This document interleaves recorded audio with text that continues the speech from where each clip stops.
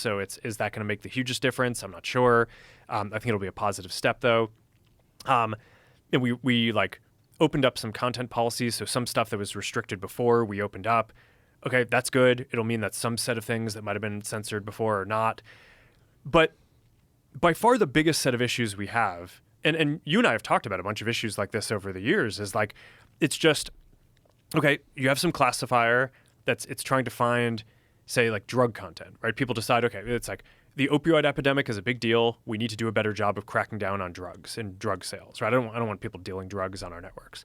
So we build a bunch of systems that basically go out and try to automate finding people who are dealing drugs. And then you basically have this question, which is how precise do you want to set the classifier? So do you want to make it so that the system needs to be 99% sure that someone is dealing drugs before taking them down? Do you want it to be 90% confident, 80% confident? And then those correspond to amounts of, I guess the statistics term would be recall. What percent of the bad stuff are you finding? So if you require 99% confidence, then maybe you only actually end up taking down 20% of the bad content. Whereas if you reduce it and you say, okay, we're only going to require 90% confidence, now maybe you can take down 60% of the bad content.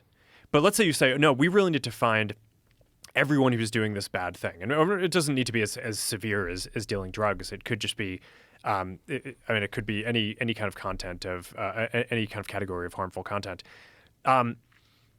You start getting to some of these classifiers might have 80, 85% precision in order to get 90% of the bad stuff down. But the problem is if you're at 90% precision, that means 1 out of 10 things that the classifier takes down is not actually problematic. And if you kind of multiply that across the billions of people who use our services every day, that is millions and millions of posts that are basically being taken down that are innocent, and upon review, we're going to look at and be like, this is ridiculous that this thing got taken down, which, I think you've had that experience, and we've talked about this for a bunch of stuff over time.